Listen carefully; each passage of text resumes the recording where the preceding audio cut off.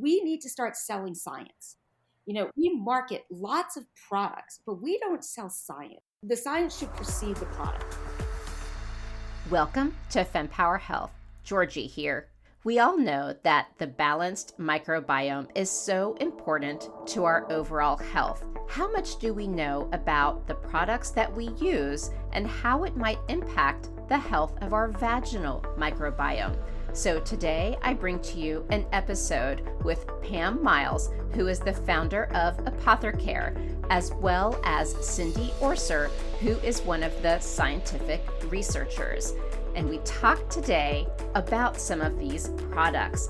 And what Apothercare is here to do is cut through the hype and bring science to the consumer. So let's hear what Pam and Cindy have to say. I learned about you guys through a friend of mine, Karen, who I have known for a really long time through my consulting days. And Pamela, I must say that since we spoke, I have now made it a policy that if I do a prep discussion with anyone, I record it as a Zoom call because they have all been so good. I published them as podcasts. And then I'm deciding on whether or not to do like future episodes. And I wish I would have done that for our conversation, but I'm sure today is going to be just as amazing, if not even more so. So I'm really excited. Well, we have Cindy. We have Cindy with us today, so we'll be so much It's now going to be like even more exciting. And I love having interviews where it's more than two of us. I mean, obviously two of us is sufficient, but it's really fun to have lots of different thinking at the table. So what I thought we could first do is start with introductions. And so Pamela, why don't you go ahead and go first and tell us about yourself? Okay, so I am Pam Miles, and I am the founder and CEO of a company called Apothercare. And we are doing research on human microbiomes and how products affect human microbiomes. Thank you. And then Cindy? Hi, Cindy Orser. I'm a 25-year practicing scientist. I've worked across many different industries, mainly in diagnostics, but different fields from mad cow disease to dehalogenation reactions. And the last 8 years, I've been in the cannabis space. I've built out 2 cannabis testing facilities, one in Las Vegas, one in San Diego. And it's through my cannabis work that I got connected with Pam because she was looking for somebody who was interested, had the capabilities and access to develop these assays so that we could start screening their impact on the sentinel species in the reproductive tract. Awesome. Well, that's a really great segue because, so many of us generally understand that the microbiome, it needs to be balanced. We know there's a ton of research happening in this space. We know there's a lot that still needs to be understood. I think one of the cool ones is I spoke with a gut health expert who specializes in IBS, and he said, and he's older, he said, not in my lifetime, but right now we're doing all this testing where you could get a sample of your stool, get it tested and see what's out of balance. But what we don't know yet is what to then do necessarily. And soon you will be able to get a custom prescription of different things, obviously in addition to stop eating McDonald's every day, where we'd be able to have more of a balanced gut. So we know all of those things, right? But there are all these nuances, which is why I wanted to connect with you, because you're talking about the reproductive space. But talk to us about why specifically we need to really further investigate this reproductive health and the microbiome. Cindy, I'm going to let you take that because you've got the science, the history and the science down. But what I can just beginning to say is that when I started looking at this research, some of this goes back to 1999 and how we know that disturbances in the vaginal microbiome can affect susceptibility to HIV. So that's 1998. And we still have these products on the market that can affect our vaginal microbiome. But I'm going to let Cindy talk a little bit more about where the science has led us and what we're looking at.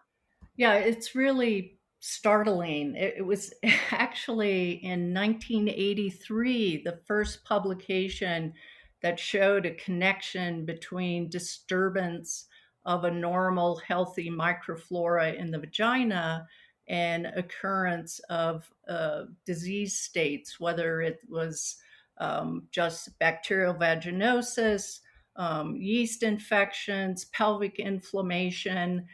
Now we know that that inflammation leads to an influx of inflammatory CD4 cells, which have the site for attachment of the HIV virus for infection. So if you have this disturbance in your vaginal microflora, you're at a higher risk for infection of HIV. And, it could even go to the extreme that it impacts women's fertility. It leads to endometriosis, and we yet don't know the connection with precancerous cells. But I think the point is that even though we've known this, and like Pam always says, everything stays in the lab, very little gets out in front of the public. And so we're taking what is way established observations, and now we've developed a very simple diagnostic. We're developing a second generation, more sophisticated molecular diagnostic where we can just simply look at a lot of these products that women have been told that they should use and look at what is the impact of these products. And eventually we'll be looking at ingredients in the disruption of this normal homeostasis. And we're talking about lactobacilli species, which make lactic acid and hydrogen peroxide, both of which are antimicrobial to a lot of these invading microorganisms like Staph aureus, strep B, HIV, HPV. So we're just really at the tip of the iceberg. We kind of started out as this is a work of advocacy for public health, for women's health. And as being, in the field you are, that women's health has been largely ignored and the focus has been always on the male side. And now it's come full circle. There's a lot of attention. People are very interested now because, the bottom line is whatever is affecting the female reproductive tract impacts the male. And there's more and more reports coming out that in general, fertility rates are dropping across the world, and probably at the highest rate among Caucasian populations. And we're just starting down this track, but we believe that we're going to find some very interesting associations. So we're very motivated, very excited to bring some enlightenment on this, fundamental area. Wow.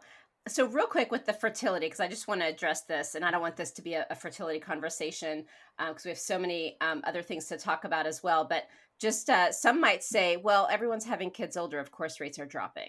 So, what would be your quick reaction to that? Definitely, if you postpone pregnancies, your fertility is going to be lower. And I'm the first to point out, I'm not a gynecologist. I'm a scientist, but a woman is born with all their eggs. Eggs are aging, accumulating mutations. But what we're really addressing is how that microenvironment on the in the vagina and the uterus, how that changes and affects the implantation of the fertilized embryo. And we don't know, but I suspect that disruption of the reproductive tract microflora definitely impacts fertility. No. And then I think there's other research that's being done, and we talked to another company yesterday that's looking at some of the environmental factors that are endocrine disruptors, and certainly that's part of phase 2 of what we will be doing, or phase 3 with our work, but I think we just don't know. And then the longer you are on this earth, the more you are exposed to new environmental factors. So I think there's implications. And like Cindy said, we're not gynecologists or reproductive specialists, but we read a lot of the literature that's out there and talk to a lot of people. And I think that there are environmental factors that have also been implicated, as well as, the age of of the couples that are reproducing. Why don't we talk a bit more about these case studies, just so we can bring to life common products that we women use that you've tested, that we already know impact. And I'm not sure if you guys want to mention brand names. You can or can't. I'm going to leave that up to you. But I'd love to hear some case studies. We started this, and we should also mention that we have worked along with Women's Voices for the Earth, who has been doing this kind of advocacy work for over 20 years. So we started looking at cannabis products because, as Cindy said, I live in the state of Massachusetts, and cannabis is legal in Massachusetts for adult use. So I had read a lot of information about how cannabis used internally, vaginally, could be a pain mitigator for such things as like period cramps, or vaginal dryness, or pain with postmenopausal intercourse. And I started making these suppositories based on the recipes that you find on the internet in my kitchen. And I started to give them to my friends and my family members. My daughters are in reproductive ages, and their friends are. And all of a sudden I thought, I'm kind of a researcher by nature. Well, what is the impact of this on their reproductive health? Because we've heard about all this fertility stuff, right? And there really isn't any research on how cannabis applied vaginally can affect the reproductive health of people. So we started to do our own research, and the phase 1 was to look at how it affects the microbiota. And so we started, just as I said, Cindy was in a cannabis lab, which was allowed to do R&D. So we worked with Cindy to take a look at some cannabis isolates, and then some full spectrum, broad spectrum cannabis products that are on the market. And that's what we tested first. And our first testing showed that the isolates, which I don't know, Cindy, if you want to explain what an isolate is versus a distillate, but basically it's a purified form. It's a molecular version of, it's not like what you're going to get from your garden. It's purified. So we know that the molecules itself, like the THC and the CBD, were not contributing to dysbiosis or killing the lactobacillus. They weren't cytotoxic. And some of the products that we tested were fine. So we went ahead and started to talk about how are we going to disseminate this research. But what we also learned is that none of these products are tested this way. So products that have been on the market forever, and I will mention maybe one because it's cited in the literature often, is Vagisil. So it's a wash, right? And it's designed to be externally applied. But yet, as we know from some of the research that we've done, people use this product internally. And it can destroy your vaginal microbiota, opening you up to all kinds of different infections, possibly. So that's how we started to test at, we called it like birth. And I think you and I have spoken about this, that we talked like birth to old age. We started to test some suppositories that were used for fertility, or all over the counter things that you could buy online in your local Walgreens, CVS, Target, washes, wipes, deodorants. And we found that some of them are inhibitory, and then some of them on our first test seem to be okay. Now, we've refined our testing method, as Cindy has said. It's much more rigorous. And we've gone back and tested some things, and we've found that some of the cannabis products that we had previously tested, or the forms of cannabis we've tested, can be inhibitory, we think, depending on what they are composed of. We found that you really shouldn't be using a wash internally. We know that, right, Cindy? Right. It's not. I mean, I think most of the gynecologists out there and the obstetricians would tell you that they've known that forever. But there are still people in different worlds and populations and neighborhoods, and your grandmother might have told you you should use this Vagisil or this wash, and you should use it internally, and you shouldn't. So, and we've shown that was the most cytotoxic of all the things that we tested. Would you say that was true, Cindy? Yes. Wow. We're not the first to do that. I mean, there was a study in 2013 that showed that as well. So we've just replicated in some ways what others have done. And as Cindy has said before, well, why don't people know this? And why is this product still on the shelf? I think we should also mention, that there is no requirement for safety testing for these products. So you can just get them on the shelf, which is pretty astonishing in this day and age. So that's clearly one thing we hope to change, is to get the FDA's attention that these products should undergo some safety testing now that we know that they impact a woman's health and chronic health, and also potentially infertility. So it's a very important topic.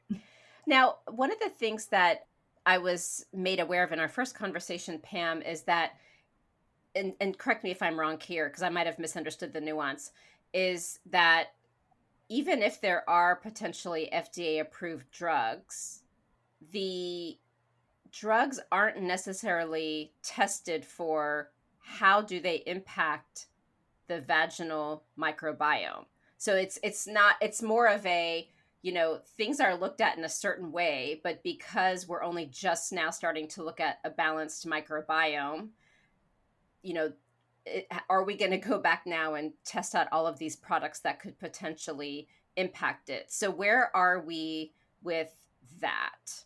So I think I would say that it's not drugs. I mean, I think drugs are a different category in and of themselves. They have to go through a much more rigorous testing procedure. But products that are considered to be lubricants or tampons have to go through what's called a 510K process with the FDA. So they have to be tested, but there's no standard procedures for the microbiology that they use in that testing process. And many products, so for instance, if you classify your product as a serum, so it's an intimate care serum, it's not designed to ameliorate any disease state, then it doesn't have to go through that process. So manufacturers are savvy and they know that.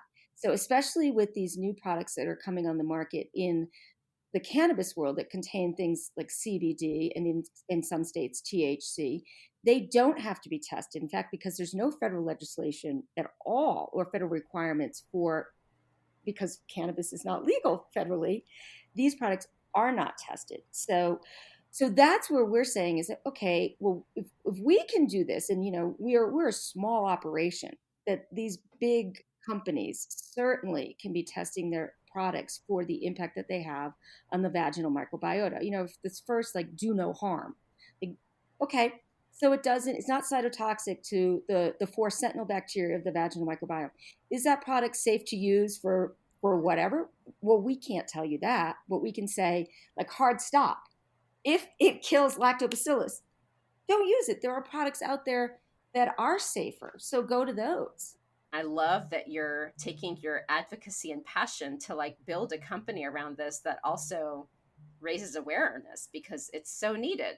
I think the other thing that we can talk about is, I mean, there are a lot of things we can say. Yes, I hear what you're saying about how we need to start selling science. We market lots of products, but we don't sell science. And I think that we are being, that's what the science should precede the product, right? And especially in this case, this is not a benign product. We're talking about healthcare Yep. and reproduction. We're talking about billions of dollars in healthcare spend that can be basically, we believe, prevented if people are a little bit more in tune with the products that they're using. I'm not going to name a company, but there is a company out there that is very, very successful in selling products that people put into their vagina that is not science-based. In fact, there was a lot of rancor on the internet about how this company promotes product without science. And a lot of the OBGYNs, like I know Dr. Jen Guntner is one that people always go to kind of, she's the myth buster, Yes. I think, for some of these products. So, but on the other hand, Georgie, I will tell you that I like to have faith in people and that they're good natured. But Cindy and I have spoken to some of these companies after we've tested their products and said, hey, you might want to look into this because we don't think that based on our work that this is a great product to have out there. There could be some tweaks. We can help you to figure out maybe what's the ingredient in your product that's causing the problem. And we've had some really interesting conversations, right, Cindy? Oh, yeah, we had one person say, well, we don't have that kind of money. And our testing right now is very, very inexpensive because we're still kind of in the beta phase. Yeah, I think Georgie brought up a good point, which is that companies currently are playing by the rules, right? They don't have to do safety testing, so they're not going to do safety testing, and that's what we really need to try and change.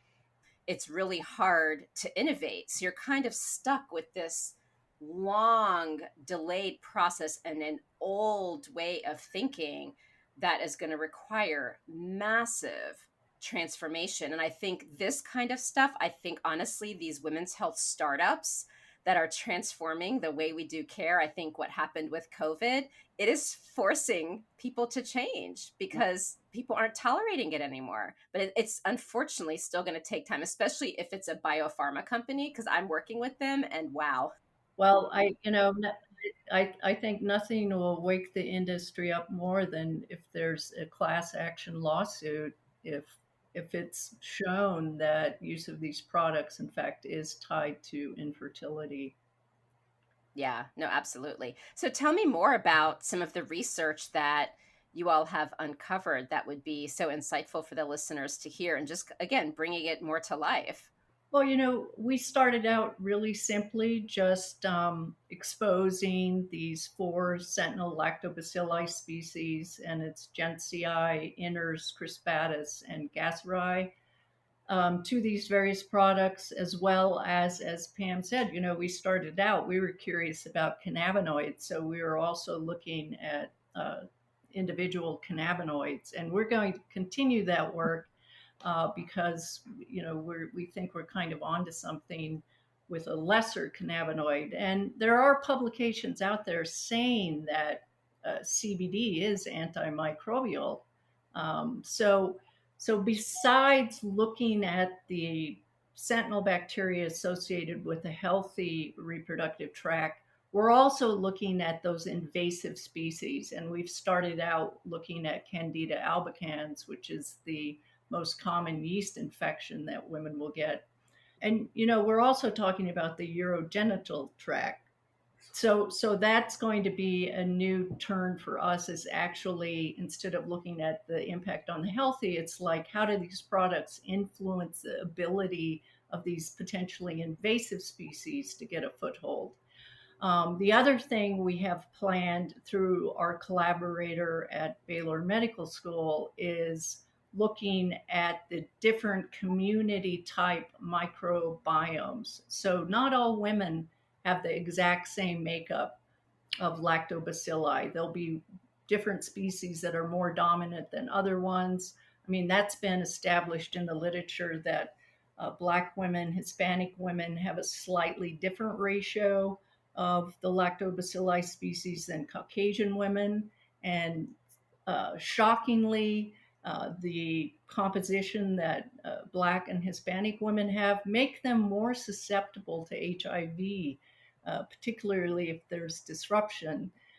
So we want to get more sophisticated by having community types that are associated with different demographics and different ethnic groups.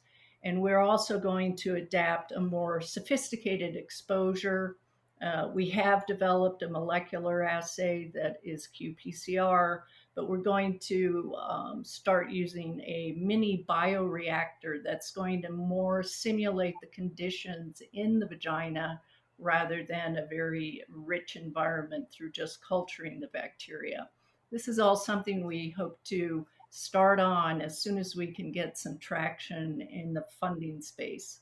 And we should also say we're really excited because we were accepted into a European Femtech lab Awesome. accelerator. So yep. So and as I said to Cindy, every single person that we talk to and we talk about the work that we're doing raises the awareness exponentially of just hey, be cognizant of the kind of products that you're using. But I think that, like I said, we are inundated with marketing, and if you just follow social media at all and you look at even menopausal, I mean, how many companies in the last 3 years have come out with a platform of selling products I mean, honestly, I would say in the past 12 months, it's been crazy. and lubricants? I mean, that's a big market, and it's a big size. It's a necessary thing, but it's one of those things where we really need to be careful about what we're Hmm. using. And we need to make sure that the companies that we're buying product from are thinking about testing and are testing their products. And that's really what our goal is too, is to make people aware. So, if we can bring more people to have an awareness, then we think that we can affect change in terms of regulation, making companies test. Are we looking at women's health wrong? Like, I feel like we're approaching it from a women are sick. And I'm wondering if, Mm. like, there's this perpetual, because we have imbalance. So therefore, we're going to get a yeast infection. So therefore, we're going to do this. And then we do this. And like, it keeps cycling because we don't have the education to just have the balance. And I could go on with other examples. I just didn't think of it. This was just the first one that came to my mind. But it's something that I've always wondered, is if I were to advise a company on what products are missing in women's health, I'm like, what might those actually be? Well, I can say one thing that I think is heavily needed. And, I am a consumer of information. Right. So I can tell you that I read a lot of women's stories on the internet about pain, pelvic pain. And that's where I started with in my kitchen. There is a need for new products for pelvic pain. All these women that are talking about having IUDs inserted and IUDs removed, and they have excruciating pain. I mean, personally, I've had a lot of procedures, and I've had pain with every single one. I probably have more pain than maybe other people experience, but there was nothing that I was given other than, and I am old, so I have been there before Advil existed. It was Tylenol, it was Bayer aspirin that you took, when I first had my period and I had really bad cramps and I had to go home from school in middle school because I couldn't function. You could take aspirin. Then we came out with Tylenol. And I probably have had close to liver toxicity with the amount of Tylenol that I consumed to take care of my period cramps. Then we had naproxen sodiums that came out. There's always been a new thing that you could do, but nothing really seemed to cut the pain for me. And then I had my daughters also suffered from really debilitating cramps, and they were prescribed hormones when they were in. That was, some of the doctors said we could try evening primrose, but we really don't have anything else. So you can do hormones. So I come from a family with a large history of breast cancer. My uncle had breast cancer. That's pretty rare, right? So as a mom, I'm like, do I really want my daughters to start? And I know the OBGYNs that are listening to this, if they come out, they're gonna be like, hormones are safe, hormones are safe, hormones are safe. And that may be true, but you still question, is that the right thing? Isn't there something that we could just use like, 3 days a month instead of having something that we use all the time? I think there are very limited options. Women talk about how the OBGYNs will say, I think there's 17% of women that suffer from really horrific pain when they have Hmm. IUD insertion or removal. But 17% of a large population of people, that's a pretty big portion that could use some Yep. pain relief. So I think that's a big place to start, is that we need better relief. Women's pain, people with vaginas and uteruses, uh, and reproductive organs that can house babies in them, have a lot of Yeah. pain. And I think we've been dismissed because for a very long time, the uh, providers of care did not have those organs. And so they didn't understand, right? You can only walk in the shoes you have, so to speak.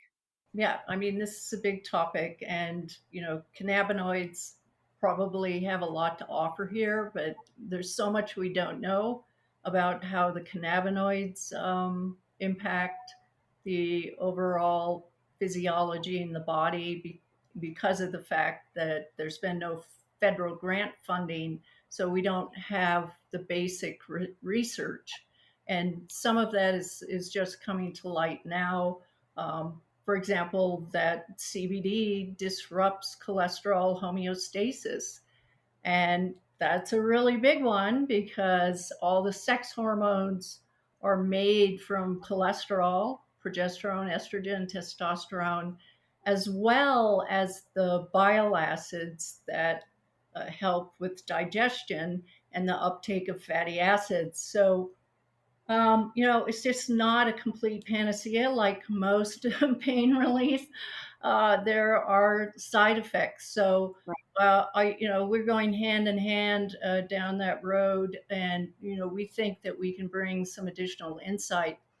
But for myself as a scientist, I see this urogenital reproductive tract microbiome um, uh, work as just the first step because, as you are aware, there's distinct microbiomes in other parts of the body.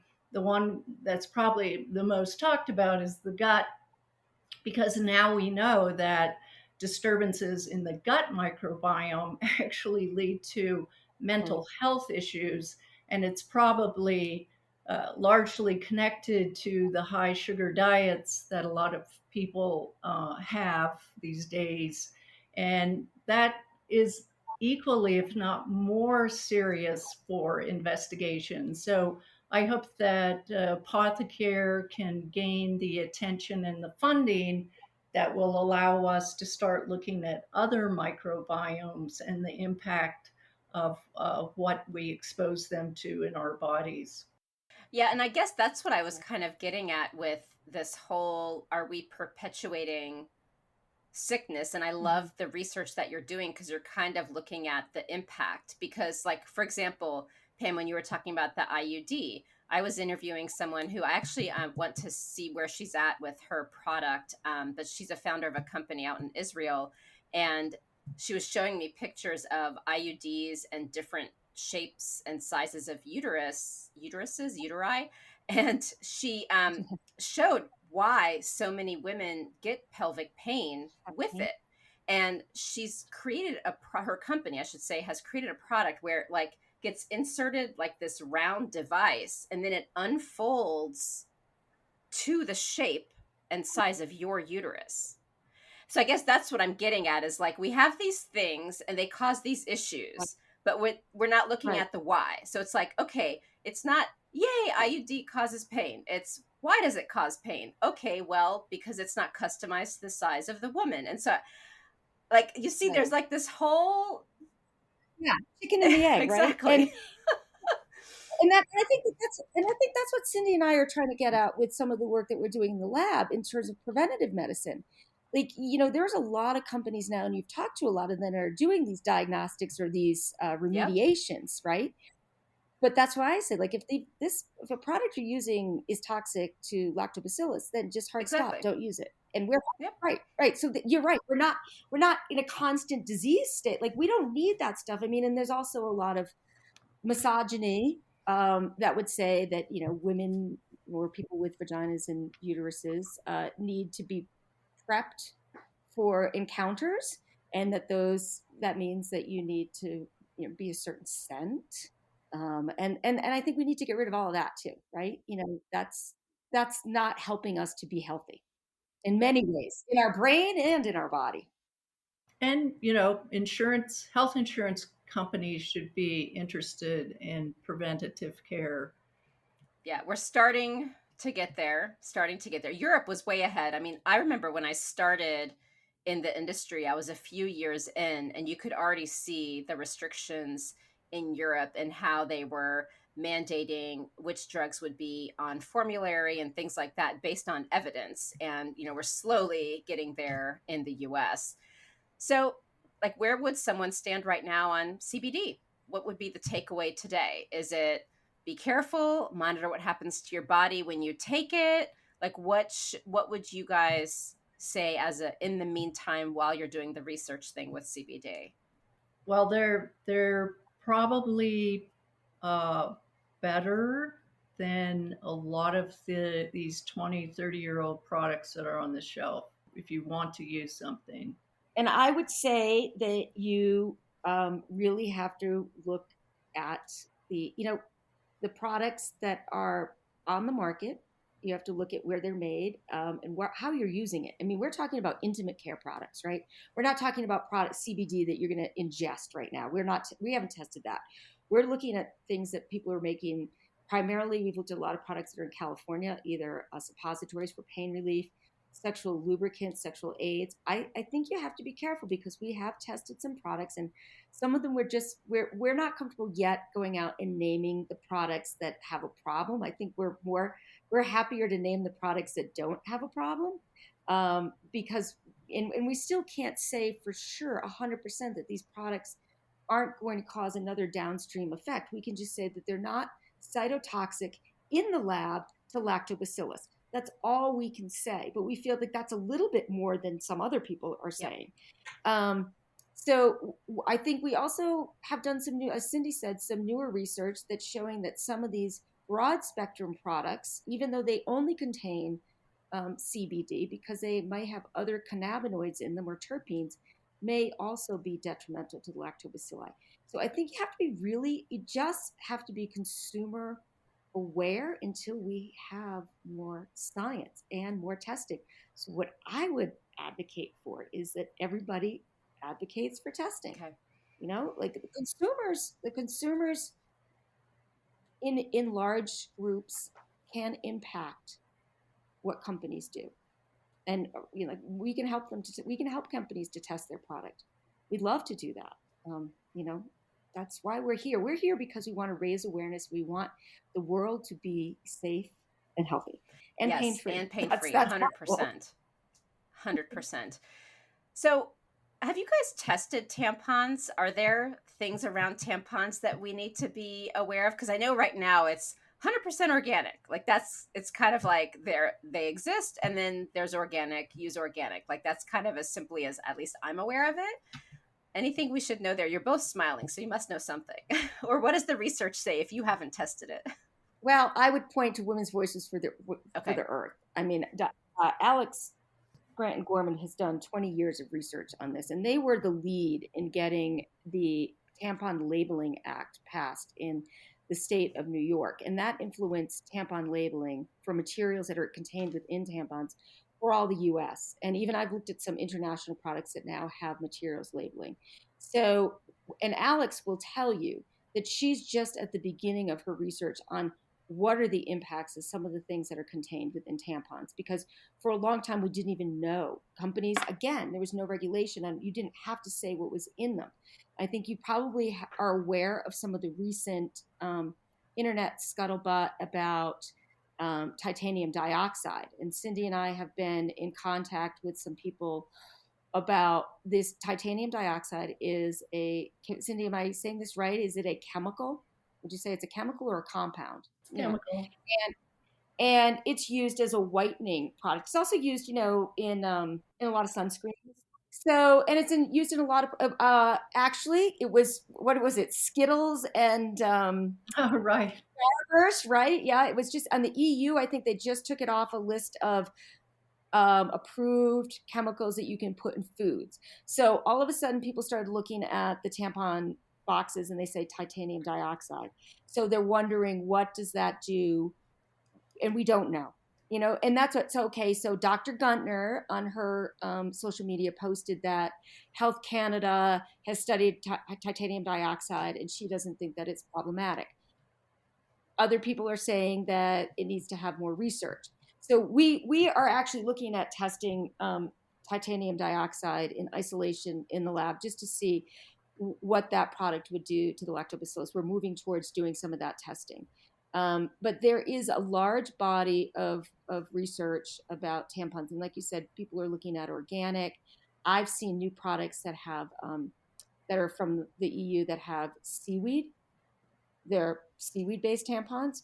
We have been in contact with a company that makes hemp-based tampons. So there's lots of stuff that's out there, and a lot of it still has to be examined and tested.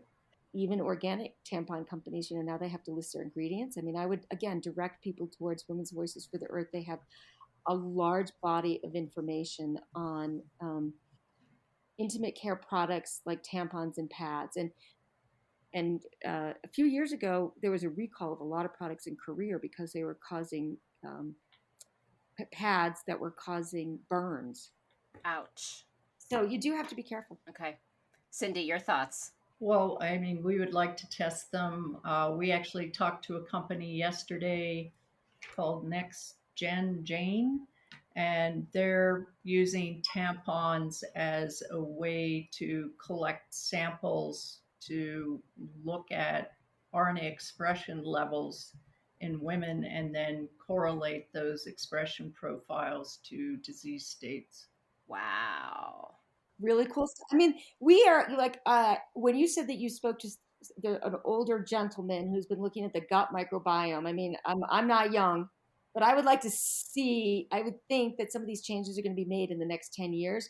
I think that collectively there's a new focus on doing things for people that have reproductive organs that are going to make 2 or 3 years ago nobody was really talking about menopause. Now it is like it is. And the microbiome, you go into a little bit slower here, I think, in introducing like skin microbiome products. But if you go into a cosmetics store in London, you'll see that half the products there now talk about your skin microbiome. So I think we're becoming a lot more knowledgeable about these microorganisms that exist to make us have a homeostatic state, and how we really don't want to kill any of the good ones. No, absolutely. And I mean, it is really cool to hear all of this research and the way that you guys are looking at it. And it's funny, as I was listening to you, I know that marketing is the front of the box, the facts are the back of the box. And I will tell you, even someone who has been, researching in this space for over a decade now, I actually laugh. I remember one time I bought a product, and I think after I ingested it, I looked at the back and I was like, good job, marketers. You did such a good job marketing that I, who read labels, bought the product and then looked at the back and I'm like, that's why I don't feel good. Yes. I wish, it would be so cool as if everything was reversed, where the label was the front, or like the warning is the front, and then the pretty packages are on the back. Right. Well, and that's what they're finally requiring cigarette makers to do, is the warning has to be on the front. It has to be a third of the box. Georgie, though, one of the things that I think that gets me a little annoyed is that companies spend so much money on branding and marketing, right? And yet they spend so little on the composition of their product and the science behind it. They market first, like I said before, and science second. And if you could just, as Cindy said, well, wait till you get a class action suit. I mean, look what happened with the tobacco industry. It's not that hard to do the science.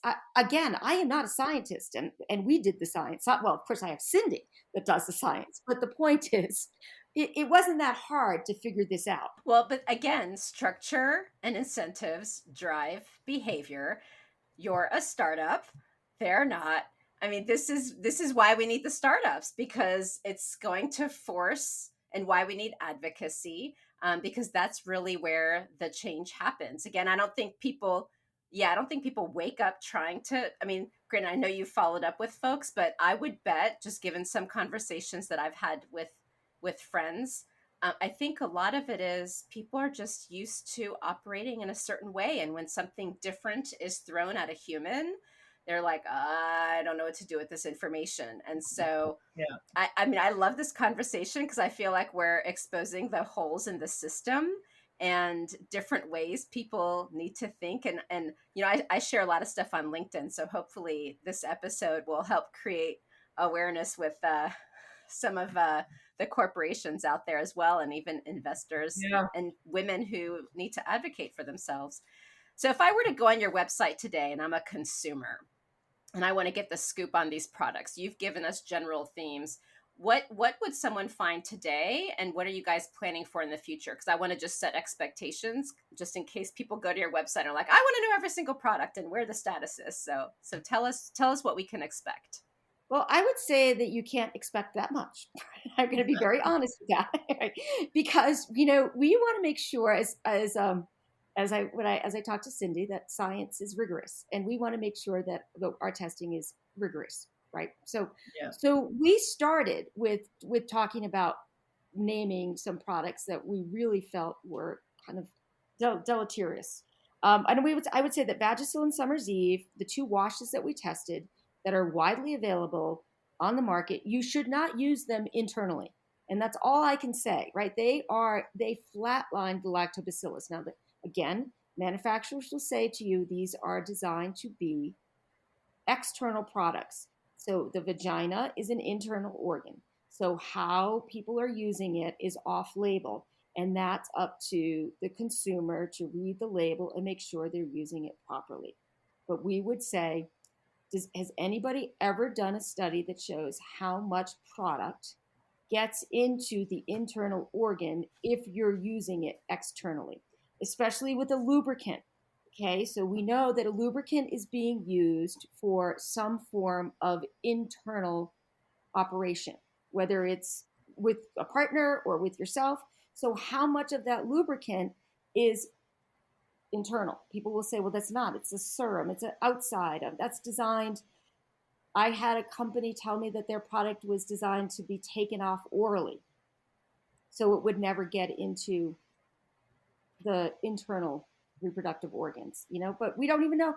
When we talk about urogenital too, we don't know how much of this is getting into the urethra, how much is causing urinary tract infections. We know that from ages, like bath bombs and washes have been implicated with urinary tract infections as well. So what we would say is be very careful. I think all the OBGYNs out there would say you don't need to use a lot of products that are designed for scent or designed to wash. That you can use very benign things for that. So like I said, we're perfecting our science. So we want to make sure that we're not naming companies without speaking to them and making sure that they're doing their own internal vetting. I can tell you that we've tested. You can see some of the products that we tested in the cannabis space. We tested some products in California. We brought them ourselves, and some of the products that tested in our 1-time, 3-time testing in the lab that were safe were Hello Again is a product that's a vaginal suppository for the relief of different symptoms, or I shouldn't say symptoms, but for daytime and nighttime application. And then there was another product that we tested called Quim, and those seem to be fine in the lab. Again, in the lab. Now, the other thing that I can tell you about the cannabis industry is that it all depends on the supply that you're getting at the time, right, Cindy? I mean, Cindy started as a cannabis testing lab. She knows that there's variability from batch to batch even, right? We're saying, hey, this is the beginning. We don't know all the information yet, but we want to raise the awareness so that we can keep moving forward. Yeah, I think we feel more comfortable focusing on the ingredients rather than calling products out. That makes a lot of sense. Is there anything else, like a summary or takeaway, that you wanted to share before we close out? Well, I would just echo what Cindy just said. We are really trying to isolate what ingredients are problematic so that we can inform manufacturers. And we want good products to exist.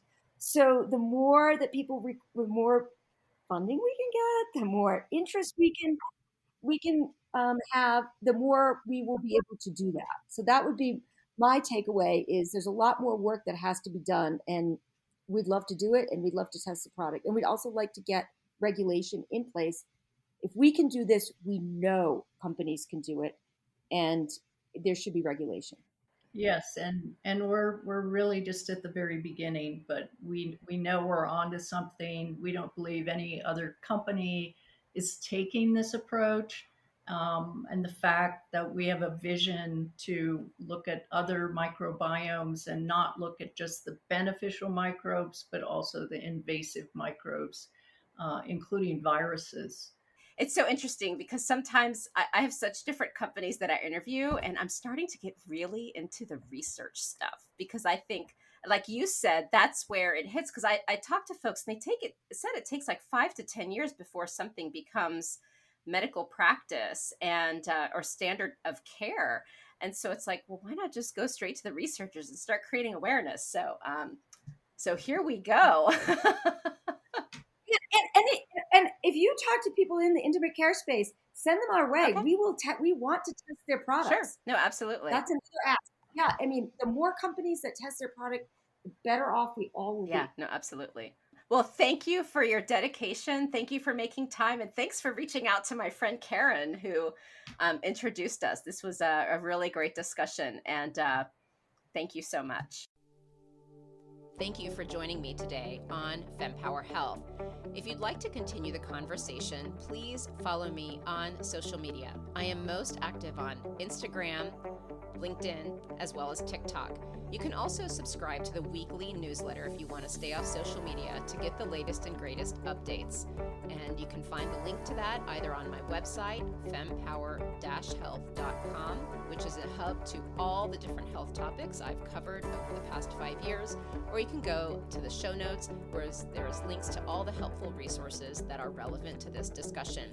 And if you know of someone in your life who would benefit from this information, please do pass this along, because that is how we can ensure this important information reaches those who need it most. And for anything that is discussed medically, please understand that none of what we share on Fempower Health is medical advice. It is all for information purposes only, and only a conversation between you and your doctor can give you the care that you need. Thank you very much.